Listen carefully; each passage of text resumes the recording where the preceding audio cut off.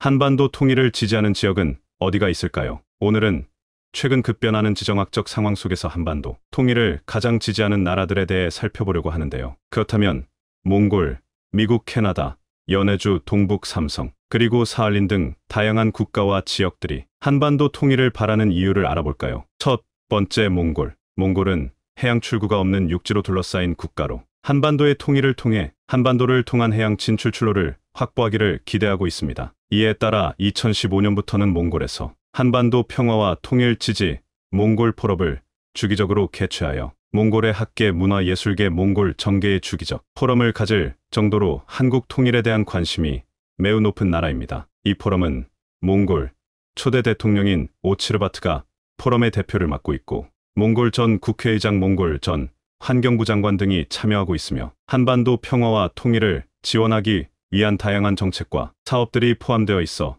몽골의 사회 지도층에서 한반도 통일을 굉장히 염원하고 있는 것을 알 수 있습니다. 또한 몽골은 UN 광역 두만강 개발계획 이니셔티브에 참여하고 있는 나라로 지난 22년 12월에는 몽골이 의장국이 되어 울란바토르 선언, 한반도 및 동북아 지역 평화 번영을 위해 광역 두만강 이니셔티브 GTI 활성화를 하자고 목소리를 높였습니다. 광역 두만강 포럼은 북중러 3국 접경 지역 낮은 하산 일대 두만강 하구에 동북아시아의 국경을 초월한 경제권을 만들자는 제안인데 이 중에서는 한반도 통일이 핵심입니다. 무엇보다 광역 두만강 개발 사업을 통해 몽골은 해양 출로 확보와 대한민국과 같은 민주주의 국가와 국경을 가까이에 둘 수 있다는 부분에 대해서 자신들의 국익에 상당한 도움이 된다고 생각하고 있습니다. 이와 관련해 몽골의 전 대통령이자 오늘날까지 몽골 국내외 정치에 영향이 큰 차이아깅 엘벡도르지 전 대통령은 한반도 평화를 위한 노력에 강한 의지를 보이고 있으며 심지어 북한 김일성 종합대학교에 방문하여 폭정은 영원할 수 없다고 연설을 하며 민주화와 통일을 강조하고 자유롭게 사는 것은 인간의 욕구이며 영원한 힘이라고 강조하며 몽골은 생명권을 최고의 가치로 삼는다. 또 2009년부터는 사형제를 폐지했다고 현재 북한 정권에 대한 인권 문제 등에 대해 언급하며 자유화와 인권 문제 개선에 대해 강한 어조로 제안을 하기도 해 세계적인 주목을 받기도 했습니다. 또 한반도 통일 중재를 위해 적극적으로 여러 제안을 하기도 했는데요. 이뿐 아니라 북한 주민들에 대해서 좋은 정보를 제공하는 대북 방송용 송출 안테나 부지를 비밀리에 몽골이 제공을 했을 정도로 몽골은 한반도 남북 문제에 있어서 오랜 중립노선을 지켜왔었지만 민주주의 국가로의 통일을 매우 지지하는 입장이 된 상황입니다. 최근 몽골은 한반도 통일과 평화체제 구축에 적극적인 입장을 보이고 있습니다. 몽골은 한반도 통일을 통해 경제적 혜택 얻기를 기대하고 있습니다. 교통망의 확충을 통해 몽골은 중앙아시아와 동아시아 간의 물류 허브 역할을 강화할 수 있을 것이라고 생각하고 있습니다. 두 번째, 캐나다. 캐나다와 한국은 지난 2017년도부터 한국은행과 영구적 무제한 통화 스와프를 맺은 유일한 기축통화국입니다. 이는 캐나다와 한국 사이의 경제적 연결을 강화하였고 이를 바탕으로 더 깊은 협력을 추구하고 있습니다. 한반도의 통일이 이루어지게 되면 캐나다 달러와 가치가 연동된 한국의 원화 가치도 덩달아 가치가 높아지고 캐나다와 한국 사이의 금융 및 외환 시장의 안정성이 높아질 것입니다. 이를 통해 캐나다의 통화 안정성이 강화되며 국가 금융 시스템의 리스크를 줄일 수 있습니다. 이러한 금융, 통화적 이슈를 제외하고도 캐나다가 한반도 통일을 지지하는 주요 이유 중 하나는 바로 지정학적으로 캐나다에 낙후된 서북부 지방의 개발을 위한 기회를 찾고 있기 때문입니다. 현재 알래스카로 인해 막혀있는 북서부 교통망이 세계적인 육상 교통 허브가 될 수 있다고 기대하고 있습니다. 한반도의 통일이 이루어진다면 극동러시아 한반도, 사할린, 북일본 지역의 정치적 안정이 확보되고 이에 따라 캐나다는 북태평양의 경제 번영과 국토를 관통하는 육상 루트 개설을 통해 막대한 경제적 이익을 누릴 수 있습니다. 더불어 한반도의 통일을 통해 캐나다는 베링해협 철도 연결 사업을 재개할 기회를 얻을 수 있습니다. 이 사업은 북아메리카와 아시아를 연결하는 철도 건설을 목표로 하며 이를 통해 캐나다 서북부 지역의 교통망 확충과 경제 활성화를 도모할 수 있습니다. 베링해협 철도 연결 사업은 이미 지난 2013년에는 러시아가 크림반도 사태를 일으키기 직전 베링해협 북극해를 중심으로 한국과 러시아 간의 협력으로 빠르게 추진되었으나 2014년 러시아가 급작스럽게 우크라이나 크림반도를 강제 병합하면서 사업 추진이 사실상 무산되다시피 하고 있습니다. 그러나 통일한 한반도에서는 이러한 베링해협, 철도 연결 사업이 재개될 가능성이 높아집니다. 이를 통해 캐나다 서북부 지역의 교통 인프라가 개선되면 캐나다 경제에 긍정적인 영향을 미칠 것으로 기대되고 있습니다. 또한 한반도 통일로 인해 동북아시아 지역의 안정이 더욱 확보되면 캐나다의 수출 시장이 확장될 가능성이 있습니다. 현재 캐나다는 동아시아 시장에서 석유, 천연가스, 목재, 비철금속 등의 자원을 수출하고 있으며 통일 이후에는 이러한 자원 수출이 더욱 활발해질 것으로 예상됩니다. 이를 통해 캐나다는 동북아시아 경제 성장에 기여하고 동시에 자국의 수출 증대로 인한 경제 이익을 누릴 수 있습니다. 마지막으로 캐나다는 한반도 통일을 통해 전략적인 외교적 이점을 얻을 수 있습니다. 캐나다는 미국과의 동맹 관계를 유지하면서도 동아시아 지역에서 독자적인 외교 정책을 펼치고자 합니다. 한반도 통일로 인해 동북아시아 지역의 안정이 확보되고 캐나다와 동아시아 간의 무역 및 경제 협력이 활성화되면 캐나다는 동아시아 지역에서 더욱 확고한 입지를 확보할 수 있을 것입니다. 세 번째, 미국이 한반도 통일을 지지하는 이유는 다양한 측면에서 미국의 국익에 도움이 될 것으로 판단하기 때문입니다. 대표적으로 중국 견제 목적이 있습니다. 한반도 통일을 통해 미국은 동아시아 지역에서 중국의 성장하는 영향력에 대응할 수 있는 강력한 동맹국을 확보하고자 합니다. 통일된 한국은 미국과 밀접한 관계를 유지하며 중국에 대한 견제와 균형을 이루는 역할을 수행할 것으로 기대됩니다. 현재 한반도는 인구가 5천만 명 수준밖에 되질 않고 국토의 면적이 다소 협소해 비대해진 중국을 견제하는 것은 다소 어렵습니다. 반면 한국이 통일된다면 중국의 수도권까지 지근거리에 한국의 국토가 위치하기 때문에 어마어마한 대중 견제의 수단이 될 수 있습니다. 또 중국뿐만이 아니라 일본 견제의 목적도 있을 것입니다. 미국은 한반도 통일을 통해 일본의 군사력과 정치적 영향력에 대한 균형을 맞추기를 원합니다. 현재 일본은 대중국 견제 전략의 틀 안에서 군비 증강이 이뤄지고 있는 상황입니다. 그러나 자칫 이것이 미국이나 서방을 위협할 수 있을 것이라는 우려가 있습니다. 과거 러시아의 패권 성장과 부동항 진출을 막기 위해서 영미권에서는 일본을 크게 지원하여 거대 제국이 되도록 지원했으나 결과적으로 영미권을 침공하는 나라가 되었던 경험이 있습니다. 과거와 달리 한국이 통일된 강력한 나라가 된다면 동아시아에서 미국의 이해를 대표할 수 있는 강력한 동맹국이 될 것이며 일본의 동아시아에 대한 영향력을 상호 견제하는 역할을 할 수 있을 것으로 판단됩니다. 또 친미 성향의 통일 국가가 될 수 있다는 기대감이 있습니다. 미국은 통일된 한국이 친미적이고 친서방적인 국가가 되기를 기대합니다. 이러한 통일 국가는 미국의 국익과 국제 정치에서의 입지를 강화하는 데 기여할 것이며 미국이 동아시아 지역에서 더욱 큰 역할을 수행할 수 있도록 지원할 것입니다. 그동안 이러한 분석에 대해서는 다소 부정적이었습니다. 북한 주민들의 반미 감정, 반서방 감정이 매우 극심하기 때문입니다. 하지만 북한 내에 서구,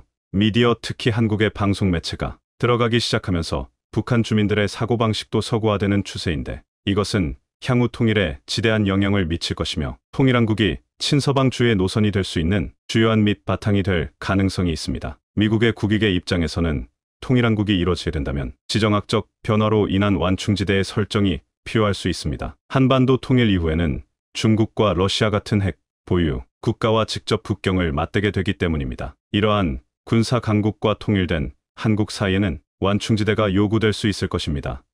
이 완충지대는 만주, 산둥반도, 연해주 등의 지역이 될 가능성이 높습니다. 직접적 국가 설립까지는 어려워도 이 지역의 국가적 약점이 될 수 있는 경제 집약시설의 입지 등이 이뤄질 수 있습니다. 통일된 한반도는 이러한 지정학적 변화와 미국의 국익과 밀접한 연관이 있을 것으로 예상되며 수에즈 운하에서 일본 선박이 또 다시 사고를 일으켜 큰 충격을 주고 있습니다. 이는 파나마 운하와 더불어 세계 물류의 불안감을 가중시킨 사항이라 전 세계 언론들도 일본의 선박 기술에 비판을 쏟아내고 있는 상황입니다. 이 때문에 수에즈를 통과하려는 선사들은 한국에 주문을 쏟아내고 있는데 현재 일본 배에서 무슨 일이 터지고 있는지 자세히 살펴보겠습니다. 수에즈 운하관리청에 따르면 6일 오후 운하 동쪽 수로에서 컨테이너선인 원 오르페우스호가 통제력을 잃고 떠있는 다리인 부교와 부딪히는 사고가 났다고 전한 바 있습니다. 선박 위치 추적 사이트 마린 트래픽에 따르면 수에즈 운하 동쪽 수로에서 오르페우스 선수 부분이 오른쪽 제방 쪽으로 치우쳐진 채 멈춰섰고 예인선들이 이에 대한 작업을 진행했습니다. 싱가포르에서 네덜란드 로테르담으로 가는 도중 벌어진 일로 해당 선박이 좌초되자 뒤따르던 6척의 배들도 멈춰섰던 상황입니다. 수에즈 운하는 1859년부터 10년간의 공사로 지어진 것인데 몇 번의 수선을 거쳐 현재는 길이 193km, 깊이 24m, 폭 205m로 확장이 돼 연간 2만여 개 선박 운항이 가능합니다. 전 세계 해상 컨테이너 물동량의 약 30%, 상품 무역량의 약 12%가 이 운하를 통해 이뤄지고 있습니다. 특히 지중해와 홍해, 아시아와 유럽을 연결하는 핵심 교역로라 사고가 일어나 통항이 막히면 세계 경제는 몸살을 앓게 됩니다. 그런데 일본 배가 지속적으로 사고를 일으키자 수에즈 운하청이 분통을 터뜨렸습니다. 운하 당국은 4대의 예인선을 보내 약 9시간의 작업으로 북쪽으로 향하는 통항을 재개할 수 있었습니다. 선박은 충돌에 따라 우연 선체에 심각한 손상을 입었습니다. 오르페우스호는 7일 새벽 수에즈 운하를 빠져나간 후 이집트 포트 사이트 앞바다에 정박해 있고 11일부터 임시 수리를 밟고 있습니다. 얼마 동안 수리를 받아야 하는지는 아직 정해지지 않은 상태입니다. 2008년 일본 조선업체 재팬마린 유나이티드 JMU가 건조했으며 역시 일본 해운사인 오션네트워크 익스프레스 ON이 소속 선박입니다. 그런데 일본 선박 사고는 한두 번이 아니라는데 우려가 커지고 있습니다. 2021년 3월 초대형 컨테이너선이 좌초해 6일 동안 수에즈 운하 통항이 전면 중단된 것이 대표적입니다. 당시 글로벌 공급망이 마비되면서 세계 무역에 매일 약 90억 달러, 우리 돈 11조 2천억 원의 피해가 발생했습니다. 뒤따르던 400여 척의 선박들도 발이 묶이는 상황이 됐습니다. 이렇게 초대형 사고를 친 선박은 대만 선사가 운영하는 에버기브노였는데 일본 1위 조선업체인 이마바리 조선이 2018년 건조한 선박입니다. 운항을 시작한 지 고작 3년 만에 큰 문제를 일으킨 것입니다. 에버기브노는 사고 후 3개월 이상 이집트에 억류돼야 했습니다. 그리고 올해 1월에는 우크라이나에서 6만 6천 톤의 옥수수를 싣고 중국으로 향하던 화물선 MV 글로리 호가 기술적 문제로 수에즈 운하에서 좌초해 세계 경제를 긴장시키기도 했습니다. 다행히 예인선 4대를 투입해 부유에 성공했고 통항이 5시간 만에 재개되며 안도의 한수를 내쉴 수 있었습니다. 글로리 호의 소유주는 그리스 선사지만 에버기본 호와 마찬가지로 선박을 만든 곳은 역시 일본입니다. 일본 츠네이시 조선이 2005년 건조한 벌크선으로 포장하지 않은 화물을 실어 나르는 배라 초대형 컨테이너선이나 LNG선처럼 높은 기술력이 필요한 선박은 아닙니다. 그런데 이런 배에서조차 기술적 문제로 사고를 일으킨 것입니다. 이번 ON이 오르페우스호 사고는 선체 결함인지 운전 문제인지 아직 원인이 밝혀지지는 않았습니다. 하지만 이렇듯 최근 3년 새 3번이나 일본이 건조한 선박이 수에즈에서 말썽을 일으킨 사실은 그저 우연으로만 볼 수 없다는 분석입니다. 특히 최근에는 유럽 수출 핵심 통로인 수에즈 운하가 이스라엘, 하마스 전쟁으로 영향을 받고 있는 상황에서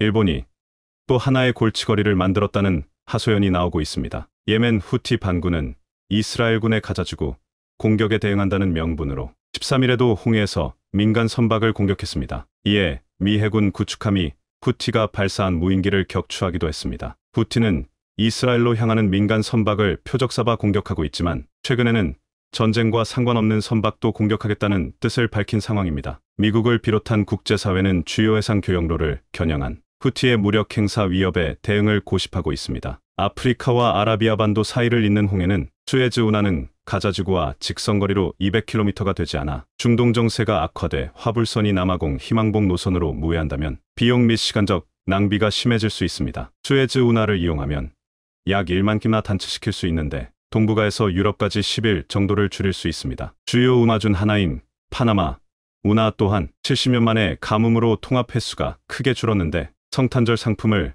가득 실은 수십 척의 중국 대형 컨테이너선이 4주 동안 통과하지 못한 채 떠다니고 있을 정도입니다. 파나마 운하 통과 가능 선박은 기존 39척에서 25척으로 줄어들었고 예약한 선박 운항이 취소될 때마다 경매를 통해 팔고 있습니다. 미국 걸프만에서 수에즈 항로를 이용할 경우 한국까지는 한 달 남짓 걸리고 희망봉 항로는 40일, 그리고 파나마 운하로는 20일이 조금 넘게 걸립니다. 그런데 반대편 수에즈에서도 문제가 터진다면 그야말로 전 세계의 물류 흐름에 치명상을 줄 수 있는 내용입니다. 2021년 에버기브노 사고는 엄청난 파장을 일으켰습니다. 수에즈 운하청이 에버기브노 좌초 1년 후 문입을 대쪽 인상한 것입니다. 해당 사고로 수로 운영과 유지 보수, 해상 서비스 비용이 높아진 것이 1차적 이유인데 당시 운하 측의 하루 손실 규모는 1,500만 달러 정도였습니다. 현재는 운하 납쪽 부분을 더 넓고 깊게 하는 작업을 진행 중에 있습니다. 2015년 이후 8년 동안 통항료 동결 정책을 시행해오다 유지보수 비용 증가와 코로나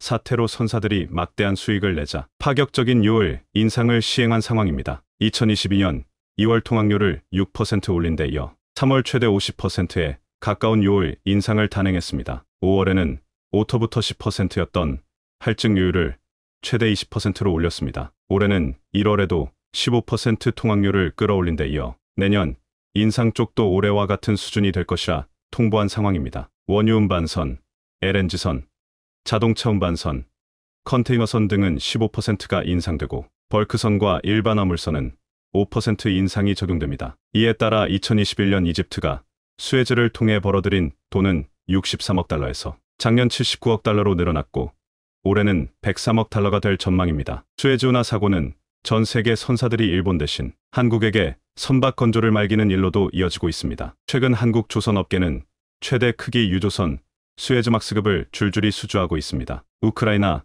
전쟁으로 수에즈 문화를 지날 수 있는 대형 유조선 수에즈막스급의 인기가 높아지고 있기 때문입니다. 유럽은 서아프리카와 중동, 미국 등에서 러시아산 대체 원유를 들여오고 있습니다. 지난달 라이베리아의 한 선사는 한국 조선해 향해 유조선 2척을 발주했고 앞서 10월에는 오세아니아 지역 선사가 유조선 2척을 주문했습니다. 이들은 모두 수에즈막스급으로 2026년 인도가 예정돼 있습니다. 삽성重工업도 6월 수에즈막스 유조선 2억 불 수주했습니다. 한국 중형조선사 대한조선은 올해만 유조선 총 14역을 수주해 목표치 130% 11억 5천만 달러를 달성하기도 했습니다. 특히 낮은 가격을 내세우는 중국 조선사보다 약 1천만 달러 이상 높은 선가로 수주에 의미가 있다는 분석입니다. 올해 발주된 수에즈막스급 유조선은 60척이 넘는데 이는 지난 10년 사이에 가장 많은 양입니다. 한국이 수주한 것들은 대부분 스크러버가 적용돼 황산화물 배출을 줄일 수 있는 것이 특징입니다. 에버기브노 사고 때는 수에즈에서 개방형 스크러버를 가동하지 못하고 저유황유를 사용하다 엔진 작동에 장애를 유발해 좌초된 것으로 알려져 있습니다. 그런데 한국이 만든 배는 차세대 시스템이 장착돼 안전한 문항이 가능합니다. 해외 선사가 한국을 선택하지만 일본만은 다른 선택을 하고 있습니다. 올해 3월 일본 오엔이은 이온조선의 컨테이너선 10회를 발주했고 지난달에는 중국 조선소의 20억 달러 규모 메탄올 이중연료 컨테이너선 12척을 주문한 것으로 나타났습니다. 장난조선소와 양쯔장조선소에 각각 6척을 맡긴 상황인데 일본이나 중국이 만든 배는 항상 사고 위험을 내포하고 있지만 한국에게는 발주를 하지 않겠다며 자존심을 세무는 중입니다. 일본 1, 2위 조선소는 컨테이너 24,000개를 실을 수 있는 세계 최대급 컨테이너 선박 6척을 건조 중에 있습니다. 첫 번째 선박은 7월 말 운항을 시작했습니다. 이는 2021년 10월 삽성중공업에게 한방 크게 당한 후 서둘러 건조하는 중입니다. 수에즈 운하청은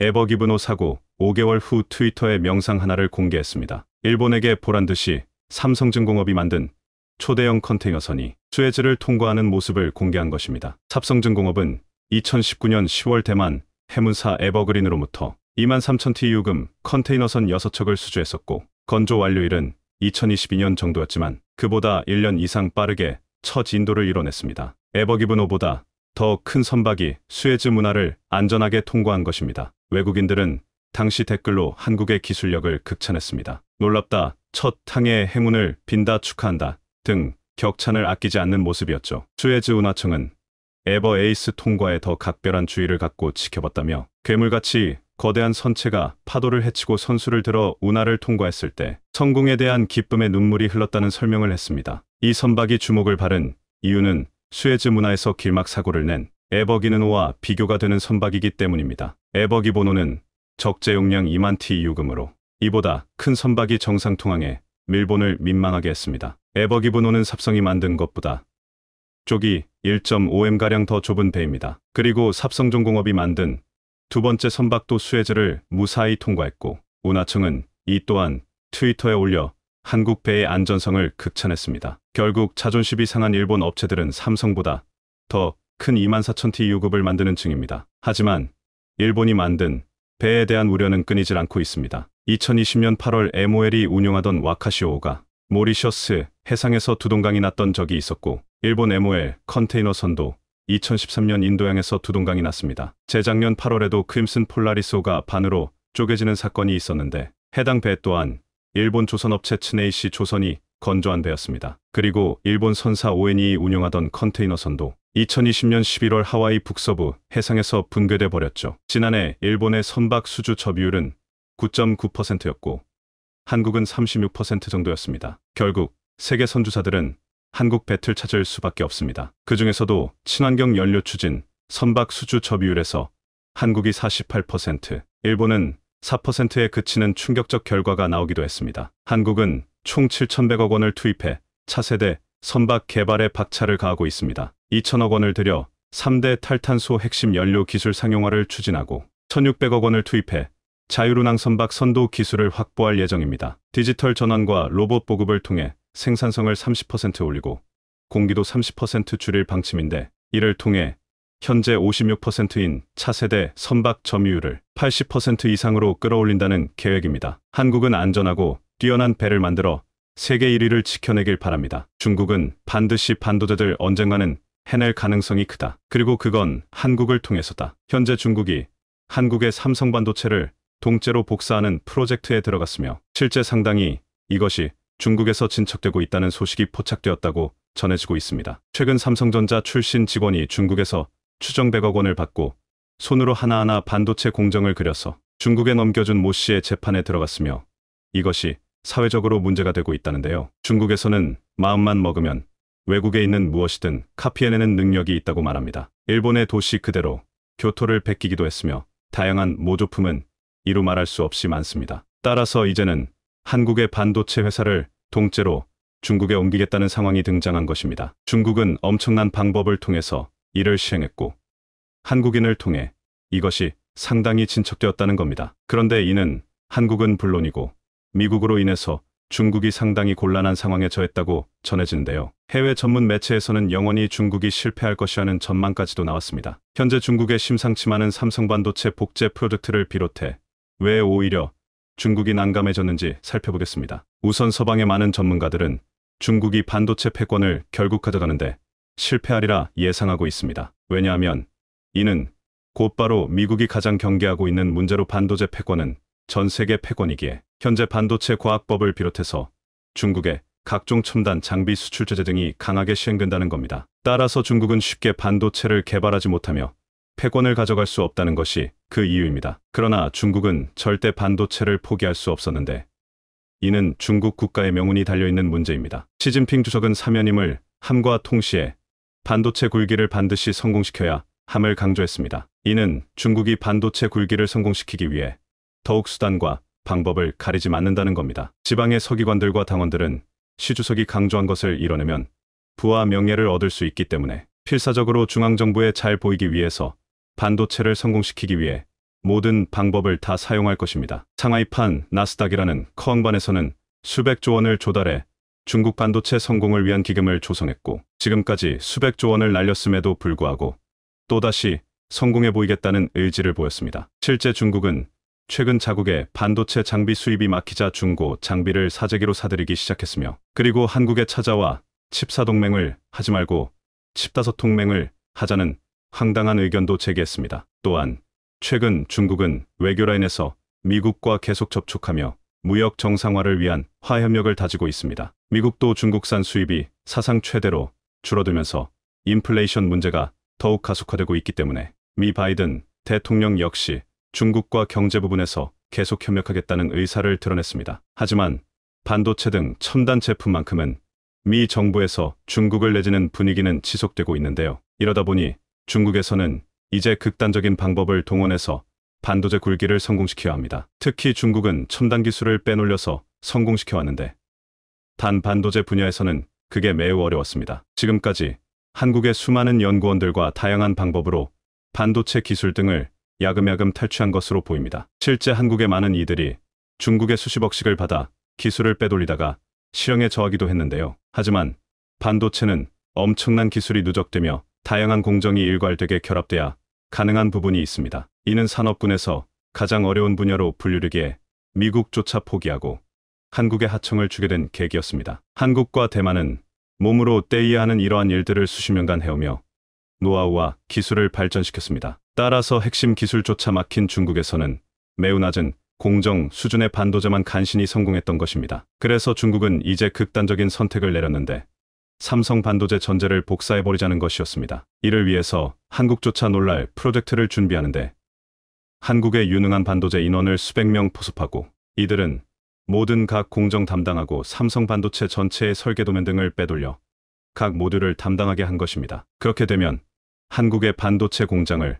그대로 중국에 복사할 수 있다는 가능성이 열린 걸로 본 겁니다. 실제 한국에서 해당 분야에 가장 실력자라는 삼성전자 A상무와 중국은 작업에 들어간 것으로 알려졌으며 이들은 대담하게도 중국 심안에 있는 삼성전자 반도체 공장과 물과 1.5km 떨어진 곳에 삼성전자 복사판인 또 다른 반도체 공장을 건설하기 위해 범행을 모의한 것으로 알려졌습니다. AMI는 삼성전자 상무를 거쳐 SK하이닉스 부사장을 지내는 등 국내 반도체 제조 분야에서 권위자로 손꼽혔던 인물이라고 알려졌는데 문제는 그는 실제 중국에서 삼성 반도체 공장 일부를 복사했다는 겁니다. AMI는 중국 청두쇼부터 4,600억 원을 투자받아 만든 반도체 제조 공장에서 지난해 연구개발 R&D 등을 완공해 삼성전자 반도체 기술이 적용된 반도체 시제품을 생산한 것으로 알려졌습니다. 그는 중국의 반도체 제조 공장을 설립한 뒤 국내 삼성전자와 SK하이닉스 인력 200명을 고용했습니다. AMI는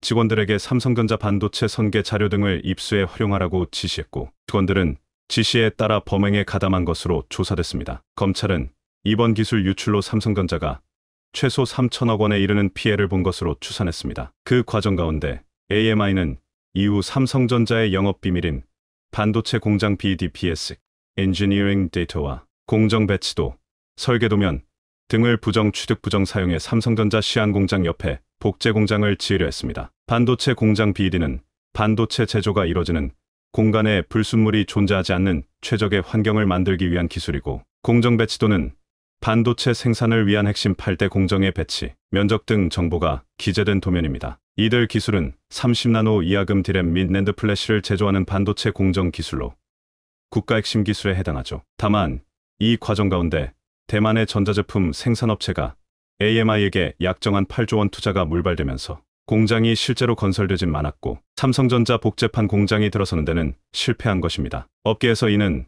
단순히 기술 한두 가지, 유출이 아닌 공장 전체를 복사하는 엄청난 규모였다 설명하며 반도체 생산 경쟁이 치밀해지는 상황에서 국내 반도체 산업 근간을 흔드는 중대 범행이라 지적합니다. 바로 이러한 맥락이 있다 보니 중국에서 반도체를 어떻게든 성공시킨다는 중국 교수들 말이 나오는 겁니다. 중국은 한국을 이용해서 LCD 사업을 잠식했고 이제 배터리와 반도체를 추격하고 있으며 특히 반도체만큼은 한국 인원을 수천 명 고용해 공장 자재를 복사해버리려는 것이었습니다. 한국에서도 무료하는 것이 이를 발각해 처벌했기 때문에 어느 정도 수준에서 막기는 했지만 결국에는 이러다 보면 반도체가 무너지고 중국에게 넘어간다는 우려도 생기는 것이죠. 하지만 이러한 중국의 움직임에 찬물을 끼얹는 반대 의견도 다양하게 제기되고 있습니다. 중국의 반도체 굴기가 사실상 실패할 수밖에 없다는 관련 미래 전망이 등장하고 있는 건데요. 우선 영국 시사지 이코노미스트 산하 싱크탱크 이코노미스트 인텔리접스 유니시아이유는 최근 보고에서 중국이 국내 총생산 GDP 규모에서 미국을 따라잡을 시점을 2039년으로 추산했습니다. 이는 TU가 12개월 전에 제시한 전망치 2032년보다 7년 후퇴한 것입니다. 중국이 미국 생산 규모를 따라잡는 것이 점점 뒤로 늦어지고 있다는 것인데요. 중국의 반도체 굴기도 애초에 2025 반도체 굴기였는데 2025년에 반도체를 성공하기에는 불가능하게 됐습니다. 투자은행 골드만삭스는 미국과 중국의 경제 규모가 같아질 시점을 2011년에 2026년으로 내다봤다가 작년에 2035년으로 10년가량 연장했으며 중국이 미국을 점점 따라가기 어렵다고 판단하고 있습니다. 전문가들은 20여 년 전부터 중국 경제의 미국 추월을 정해진 운명이자 시간 문제로 간주해왔습니다만 최근 국제기구, 싱크탱크, 투자은행 등은 대체로 중국의 추월 시점을 2030년대로 보고 있다가 이제는 2040년에 가까워질 정도로 점점 그 시간을 늘려나가고 있다는 정황이 포착된 것입니다. 여기에는 당연히 반도체 패권에 대한 점수가 포함되어 있어 중국이 반도체 패권을 갖기 어렵다는 겁니다. 이같이 급격한 판단 변화에는 중국 성장세를 둘러싼 의문이 반영됐습니다. 이코노미스트는 중국의 생산성 증가세 둔화, 특히 노동인구, 금감을 예고한 인구구조 변화를 주요 변수로 지목했으며 유엔은 중국의 15세부터 64세 생산 가능 인구가 2030년대에 1억 명 이상 준다 했습니다. 여기에 중국이 경제 규모에서 미국을 아예 따라잡지 못할 수 있다고 보는 싱크탱크도 있습니다. 캐피털 이코노믹스는 인구 구조 변화를 고려할 때 중국이 2030년대에 미국을 추월하지 못하면 영원히 못할 수 있다고 모래 진단했습니다. 갈수록 중국의 암울한 전망이 나오는 겁니다. 만약 중국이 반도체 패권을 가져갔다면 이러한 전망은 크게 달라졌을 수도 있을 상황인데요. 그러나 실제 중국에서 한국의 반도체 공장을 통째로 복사하는 것은 사실상 불가능하다고 전해지고 있는데, 일단은 한국의 가장 중요한 고단위의 첩단 반도체 기술은 빼돌리는 게 불가능하다는 의견입니다. 반도체 공장 부지나 BED, 정보는 가져갈 수 있지만 내부에 있는 집이나 여러 공정의 재현은 불가능합니다. 여기에 가장 결정적인 이유는 핵심 장비들이 앞으로 중국에 반입되는 게 불가능하다는 이유입니다. 미국은 반도체 선계자동화 소프트웨어를 가지고 있는데 이것부터 당장 제한했습니다. 또한 시침 대부분이 미국 기술인데 이 역시 미 정부는 중국의 수출을 급제한 상황이기도 합니다. 결정적으로 네덜란드의 EUV, 노광 장비를 생산하는 ASML의 중국 수주길이 역시 막힌 상황입니다. 중국 파운드리 기업인 SMIC는 기술력이 떨어지는 심자외선 DUV, 노광 장비만 이용하게 됩니다. 이러한 핵심 반도체를 모두 서방이 막아버리면 중국은 성공할래야 할 수가 없다는 이야기입니다. 여기에 중국이 관료주의와 돈으로 해결하려 하는데 R&D가 따라야 하는 반도체 사업에는 쥐약이고, 삼성전자의 경우 오히려 300조 원을 파운드리에 투자하니 중국과의 격차가 멀어질 수밖에 없다는 것이죠. 그렇기 때문에 중국은 대만을 침공해서라도 TSMC를 가져간다는 야욕을 보이고 있습니다만, 그마저 미국과 중국의 군사적 긴장과 후유증, 최악의 경우 시설 폭파마저 예상되고 있습니다. 이와 같이 중국은 삼성 반도체 공장을 통째로 한국인들을 통해 복사하려고 준비했습니다만 결국에는 다양한 이유로 이러한 시도는 실패로 끝날 수밖에 없다는 전망이 나오고 있습니다. 도를 넘는 중국의 행동에 영국이 분노했습니다. 타국의 땅에서 벌어진 폭력 사태에 영국 정계에서는 중국과의 단교를 진지하게 검토해야 한다는 소리가 나왔는데요. 영국 총리 역시 사태의 심각성을 인지하고 중국에게 제대로 된 보복이 필요하다는 입장입니다. 중국은 영국과 단교도 상관없다는 입장을 보이며 잘못에 대해 사과하는 모습조차 보이지 않는 상황. 이런 가운데 영국은 한국에게 손을 내밀며 협조를 강화하고 있는데요. 대체 영국에서 어떤 일이 벌어지고 있는지 지금부터 자세하게 설명해 드리겠습니다. 하늘이 중국 공산당을 무너뜨릴 것이다. 아무도 없는 길거리에 갑작스럽게 나타난 이들은 대형 포스터를 높게 치켜들며 반중 구호를 외쳤습니다. 30만 명 정도 인원이 중국에 대해 성토하며 시진핑 독재 체제의 중국은 곧 멸망할 것이라는 저주를 퍼부었죠. 홍콩 출신 인물도 포함되어 있는 이 시위는 맨체스터 주재 중국 영사관 앞에서 기습적으로 벌어졌습니다. 영국에서 벌어진 시위는 그러나 뜻밖의 사태로 흘러갑니다. 중국 영사관에서 인원 여럿이 우르르 나오더니 이들 시위대를 향해 물리적인 공격을 하기 시작한 것이죠. 일부는 시위대 한 명을 영사관으로 끌고 들어가 폭행하는 짓을 저지른 것입니다. 영국 땅에서 영국 경찰이 지키고 있는 가운데 중국인들은 대낮에 버젓이 폭행을 한 것이죠. 갑작스러운 사태에 영국 경찰이 중국 영사관에 진입, 폭행당하던 이를 끌고 나오며 영사관 직원과 충돌을 빚었습니다. 중국 영사관에서 중국 본토인들이 나와 폭행까지 할 것이라고 현장에 있던 그 누구도 예측하지 못했습니다. 영국은 중국의 황당한 행동에 분노했는데요. 영국이 지배하고 있는 땅에 중국인들이 함부로 무력을 행사한 것은 주권을 무시한 행위라 볼 수 있기에 외교전으로 번질 가능성이 높았습니다. 그리고 실제로 영국은 중국의 행동을 참지 않았습니다. 영국 의회 외교위원회 의장인 보수당 의원 엘리샤 컨스는 중국 대사에게 항의는 물론이고 폭행에 가담한 관계자를 전부 영국에서 추방해야 한다고 주장했습니다. 영국은 즉각 중국 외교관을 초치했습니다. 영국 외무부 제시 노먼 부장관은 언론 인터뷰 자리에서 런던 주재 중국 대사관의 대사 대리에게 사건의 심각성에 대해 깊은 우려를 전달, 행동 설명을 요구했다고 밝혔죠. 그러나 돌아온 대답은 뻔뻔한 대답이었습니다. 시진핑 주석에 대해 함부로 협한 말을 담은 것은 비난받아 마땅한 일이며 처벌을 당해도 싸다는 입장이었습니다. 중국 대사관은 이 일에 대해 정당방위라는 입장이었죠. 심지어 왕원빈 중국 외교부 대변인은 이번 사태에 대해 소란을 떠는 사람들이 불법으로 중국 영사관에 들어와 안전을 위태롭게 했다고 평가하며 사실 관계를 왜곡했죠. 어떤 외교기구도 관사의 안녕을 위해 필요한 조치를 할 수 있다고 말하며 폭력을 행사한 자국 외교관의 행동을 감쌌습니다. 중국 정부 입장에서는 말이 통하지 않는 상대에게 경고 메시지를 보내는 것이나 다름없는 상황, 그러지 않아도 협박한 사이를 유지하고 있는 영국과 중국인데 이번 사태를 계기로 양국 간 입장에 대한 큰 변화가 일어날 전망입니다. 2019년 신장 위구르 자치구에서 벌어진 위구르인들에 대한 인권 탄압 문제가 벌어지면서 양국 사이에는 큰 갈등의 골이 생겨났었죠. 홍콩 문제까지 결부되면서 영국은 중국을 곱게 볼 수 없었습니다. 일국 양제의 원칙을 지킬 것을 주장했지만 중국은 이를 무시하는 한편 친중 인사로 홍콩 지역을 장악, 중국의 뜻대로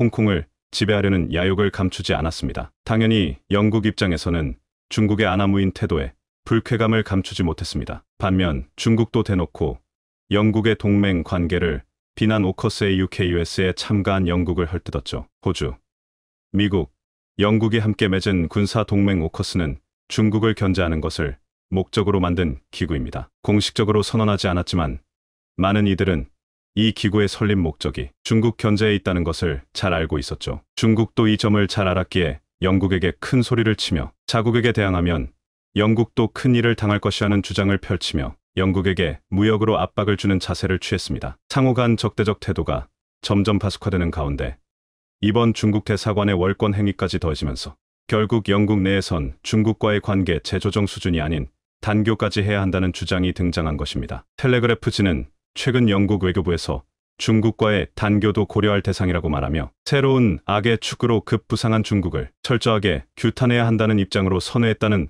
보도를 내놓았습니다. 현재 정권을 잡고 있는 영국 보수당은 전통적으로 중국에 대해 매파 기조를 가진 정당입니다. 현재 자리에서 물러났지만 리즈 트러스 영국 전 총리는 중국 비난으로 대표적인 매파 정치인이었죠. 그런 그녀는 물러나기 직전까지도 중국을 체계적 경쟁국에서 이협으로 바꾸는 것을 고민했습니다. 갈수록 심해지는 중국의 행동에 영국이 적극적으로 대처해 나서야 한다는 여론을 반영한 것이었죠. 그러나 이 정도 수위로 끝나는 것이 아니라 단교까지 가야 한다는 주장이 영국 보수당 중진들 사이에서 나오며 영국 정계는 현재 중국에 대해 협박한 반응을 쏟아내고 있습니다. 영국 보수당 역시 리즈 트러스 전 총리와 비슷한 생각을 품고 있기에 그녀가 물러나도 중국에 대한 단교 결정에는 차질이 없는 상황. 사실 이번 사태 이전에도 영국을 향한 중국의 방해 공작은 끈질겼습니다. 가장 대표적인 예가 중국의 스파이 행위죠. 다수의 중국 스파이가 미친 여파 때문에 영국 정계에선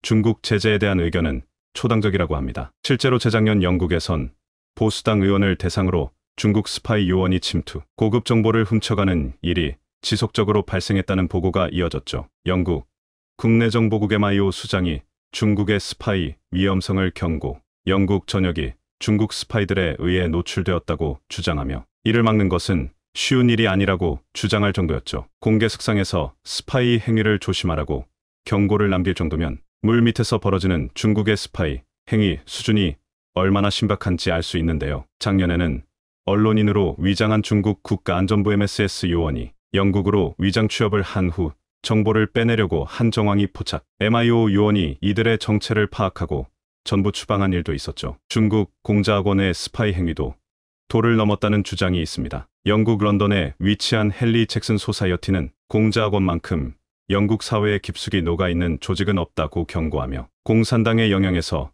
영국이 벗어나야 한다고 주장했습니다. 원래 공자학원은 중국 정부가 출자해 세계 160여 개 국가와 지역에 총 500여 곳에서 활발히 활동하는 중국어 교육기관입니다. 그러나 중국은 교육기관인 공자학원을 스파이 양성소 혹은 스파이 침투 기관으로 바꾸고 이를 몰래 후원해왔습니다. 주요 정치인의 비밀 정보를 캐내는 것은 물론이고 영국, 중국 간 과학기술 연구 협력의 중개, 기업 컨설팅 서비스 등 생각지도 않은 영역에서 공자학원의 영향이 깊숙하게 미치고 있다고 말하며 이를 철저하게 뿌리 뽑아야 한다는 주장을 펼쳤죠. 영국은 문제의 심각성을 파악, 중국의 영향력을 완전히 뿌리 뽑기 위해 단체를 완전히 폐쇄하거나 없애는 방식을 사용, 규칙을 위반하는 행위를 애초부터 근절하겠다는 접근으로 중국을 향해 압박을 가하고 있습니다. 정치 분야만이 아니라 경제 분야에서도 이러한 움직임은 이어지고 있는데요. 최근 영국 기업들은 중국 투자를 취소하는 모습을 보였죠. 토니 덴커 영국 산업연맹 CBI는 파이낸셜 타임스 인터뷰를 통해 모든 영국 회사들이 공급망을 제고하고 있다고 밝혔습니다. 중국과 디커플링을 영국이 추진하고 있는 것인데요. 중국 시장을 최대 기회라고 생각한 영국 기업들 사이에서 변화하는 중국 시장을 보면서 투자한 물자를 회수하거나 현지 인력 해고 및 공장 정리를 결정하는 움직임을 보인 것이죠. 정부 차원에서도 중국의 침투를 막으려는 움직임을 보였습니다. 가장 대표적인 예시가 영국 웨일스에 있는 반도체 칩 제조 공장인 뉴포트 웨이퍼 팹 메입 불허 결정인데요. 중국 자본이 지배하고 있는 넥스페리아 회사에 대해 영국 정부는 매입 불허 결정을 내리며 자국 산업 보호라는 명분을 내세웠습니다. 전략 물자로 간주되는 반도체 산업 기술이 해외로 유출될 위협이 있다고 말하며 중국의 간섭을 원천 차단한 것이죠. 반면 중국과 헤어질 결심을 굳힌 영국은 한국과의 협력에 큰 의지를 드러내며 손을 내미는 모습이었는데요. 지난 6월에 이뤄진 양자 프레임워크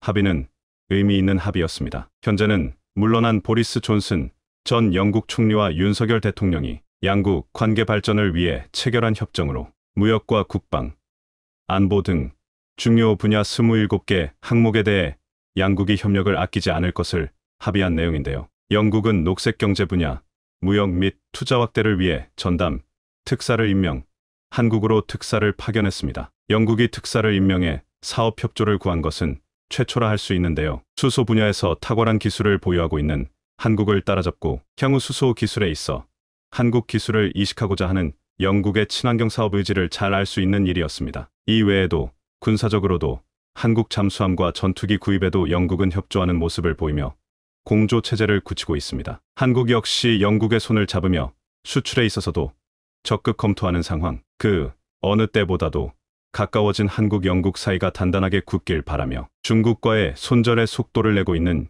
영국을 응원하며 한영동맹을 통해 한국이 중국의 위협으로부터 당당하게 맞설 수 있길 기원해 보겠습니다.